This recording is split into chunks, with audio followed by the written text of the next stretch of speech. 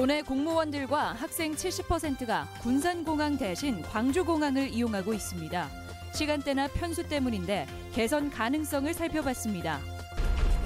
김승환 교육감이 검찰 소환 조사를 받았습니다. 교육청 인사에 부당하게 개입했다는 이유인데 김 교육감은 표적 수사라며 반발했습니다. 골목까지 파고든 대기업 도소매점에 맞서 영세상인을 지키기 위해 나들가게 정책이 추진됐지만 문을 닫는 곳이 늘고 있습니다. 여러분 안녕하십니까? 정권 뉴스입니다. 군산공항 이용 불편은 해묵은 과제인데요. 시설은 둘째치고 항공편 선택권도 없는데 시간조차 맞지 않습니다. 당연히 도내 이용객들은 가까운 공항을 두고 멀리 광주며 청주로 갈 수밖에 없습니다. 먼저 그 실상을 한범수 기자가 보도합니다. 군산공항 대합실이 탑승 수속을 기다리는 승객들로 북적입니다. 하지만 승객들을 볼 수 있는 시간은 하루 중 점심시간뿐으로 이유는 하루 단 2차례인 제주행 노선이 오후에 집중됐기 때문입니다. 군산공항을 이용하는 승객들은 어떤 생각일까? 이제 시간적으로 봤을 때는 오전이나 오후 늦게 있는 것도 괜찮죠. 일찍 가서 하루를 제주도에서 즐길 수 있잖아요. 좀 아침에 좀 일찍 가서 또 저녁에 오기도 하고 이제 그런 일정을 잡으려고 했는데 그렇지 못한 경우가 많이 있었어요. 그나마 주말과 휴일, 성수기라도 편수가 늘어나면 나을 테지만 현실은 그렇지 않습니다. 두 편 운행하다 보니까 좌석이 만석이 되는 경우가 거의 많습니다. 그러다 보니까 청주하고 광주로 가는 사례들이 오후에 출발하는 항공편으로 1박 2일 제주를 갈 경우 잠자는 것 외에는 사실상 아무것도 할 수가 없는 구조입니다. 휴가를 하루 더 내고 비싼 호텔에 하루 더 묵어야 그나마 관광지 구경이 가능한 상태입니다. 지난해 군산 제주행 노선을 이용한 도민은 23만 명에 이릅니다. 5년 만에 승객이 30% 늘었고 탑승률도 20% 가까이 증가하면서 증편에 대한 요구가 끊이질 않고 있지만 항공사나 자치단체 모두 감감무소식입니다. 수요가 어느 정도 충족이 되는데 그게 안 되면 원주공항처럼 도에서나 시에서 보존을 해주면 결국 오전 일찍 제주행 노선이 생기지 않는 한 군산공항 이용에는 한계가 있을 수밖에 없습니다. MBC 뉴스 한범수입니다. 사실 오전 출발 항공편만 있어도 군산공항은 지금과 크게 바뀔 수 있습니다. 불편한 항공편 때문에 군산공항이 갈수록 외면받고 있는데 현재로서는 개선될 가망조차 없어 보입니다. 계속해서 박찬익 기자입니다. 오후에만 있는 군산공항의 제주행 항공편을 오전으로 늘릴 수는 없을까? 항공사는 먼저 수익률을 걱정합니다. 군산에서 오전에 출발하려면 2-3시간 전에 제주나 다른 공항에서 항공기가 와야 하는데 수요가 없을 거라는 것입니다. 하지만 청주공항의 경우 오전 9시 이전에 제주행 비행기는 연중 거의 만석입니다. 군산 역시 이른 아침 제주행 노선은 걱정 없지만 반대로 제주에서 군산으로 오는 비행기의 탑승률이 걱정입니다. 그러나 왕복 평균 탑승률 70% 정도면 운행이 가능해 자치단체의 차액 보전 의지만 있으면 신설 가능성은 충분합니다. 항공기가 군산공항에 밤새 체류할 경우 앞선 걱정을 하지 않아도 됩니다. 하지만 이 또한 항공사 측은 승무원의 편의와 비용 문제를 이유로 꺼려하고 있습니다. 저녁 9시쯤에 군산공항으로 다시 왔을 때 그 승무원들의 숙박하고 숙식 문제를 일단 우리 자치단체에서 해결을 해주면 도는 현재 군산공항 이용객을 늘리기 위해 조례를 정해 여행사의 승객 한 명당 5,000원씩을 지원하고 있습니다.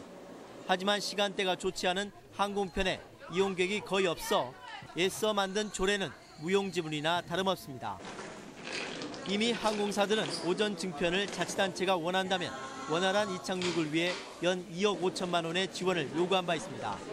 항공사 재정 지원 문제와 또 제주공항 여건 문제 때문에 어려움이 있습니다만은 지속적으로 증편을 요구하고 협의해 나가도록 하겠습니다.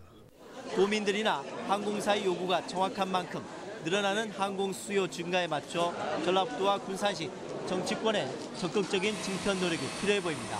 MBC 뉴스 박찬익입니다. 부당한 인사개입 혐의를 받고 있는 김승환 교육감이 검찰에 출석했습니다. 김 교육감은 누리예산 갈등의 표적 감사 결과라며 강하게 반발했습니다. 강동엽 기자가 보도합니다. 김승환 교육감이 굳은 표정으로 검찰청사에 들어섭니다. 김 교육감의 혐의는 직권남용과 지방공무원법 위반인데 2013년 4급 서기관 인사에서 부당한 영향력을 행사했다는 게 이유입니다. 김 교육감은 작심한 듯 현 정부와 감사원에 날을 세웠습니다. 누리예산 갈등을 이유로 문제가 없는 승진 인사를 꼬투리 잡은 것은 누가 봐도 표적감사라고 주장했습니다. 저는 지금까지 청렴한 교육행정을 이끌어 왔습니다.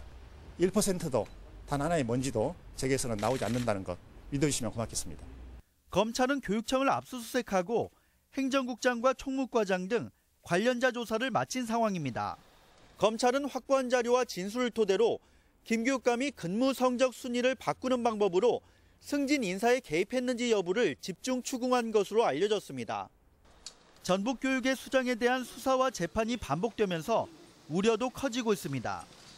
학교폭력 관련 감사 거부 지시가 직권남용으로 기소돼 이미 항소심이 진행 중인데다 이번 인사 문제까지 불거져 재판만 하다 임기를 보낼 수 있기 때문입니다. 교육감이 재판과 검찰 수사를 받는 만큼 학사 일정 등 전북교육의 차질이 없도록 검찰의 수사가 막바지로 치닫으면서 이르면 이달 안에 교육감의 기소 여부가 결정될 전망입니다. MBC 뉴스 강동엽입니다. 천주교 전주교구청은 오늘 저녁 7시 반 전주중앙성당에서 이병호 주교 집전으로 탄핵 인용을 촉구하고 참된 민주주의의 회복을 기원하는 시국미사를 개최했습니다. 내일 오후에는 전주 관통로 내거리에서 16번째 전북도민 총궐기가 예정돼 대통령 탄핵 선고를 앞두고 촛불 집회 열기가 고조될 전망입니다.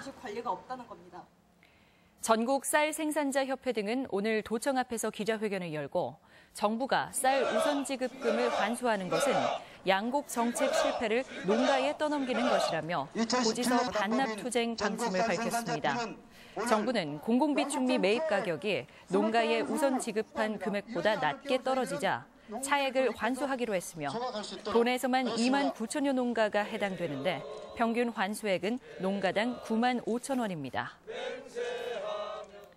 동네 슈퍼들이 나들 가게로 간판을 바꿔달고 골목 상권 지키기에 나선 지 10년째입니다. 도내에서만 700곳이 넘게 생겨났지만 대기업 자본 공세에 문 닫는 곳이 늘고 있습니다. 정태우 기자가 보도합니다. 지난해 전주 효자동 원놈촌 골목 상권에 나들 가게를 개업한 이상민 씨. 당초 대기업 계열의 편의점을 고려했지만 억대에 달하는 창업 비용 때문에 자가 영업을 할 수 있는 나들 가게를 선택했습니다. 자본이란 부분이 워낙 많이 들어가다 보니까 일반 조그만하게라도 시작을 해야 되겠다는 생각을 했습니다. 고객들에게 익숙한 편의점 형태로 시설을 완비하고 물품 부색을 갖추다 보니 이제는 나름 수익성을 담보할 수 있는 수준까지 성장했습니다. 대기업 슈퍼마켓과 편의점의 무차별 공세에 맞서 골목 상권을 보호하기 위해 2010년 추진된 나들 가게 정책. 지난 7년간 도내에만 770여 개 동네 슈퍼가 나들 가게로 전환했지만 성과만 있었던 것은 아닙니다. 그 사이 114개 업소는 결국 폐업했고 15개 업소는 지정을 취소해 20% 가까이 이미 도태됐습니다.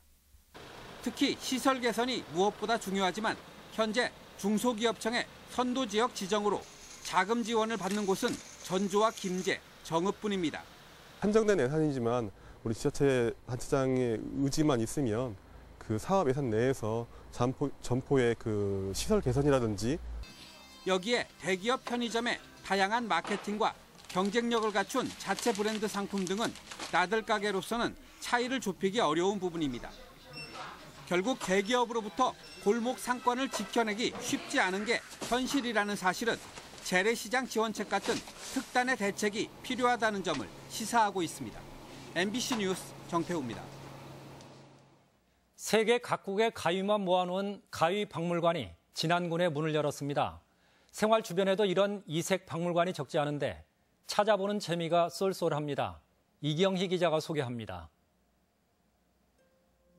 러시아 제국 마지막 황제의 딸 여대공 올가가 소유했던 가위가 화려함을 뽐냅니다. 중세 유럽에선 다산과 풍요를 상징하던 황새가위가 즐겨 쓰였습니다.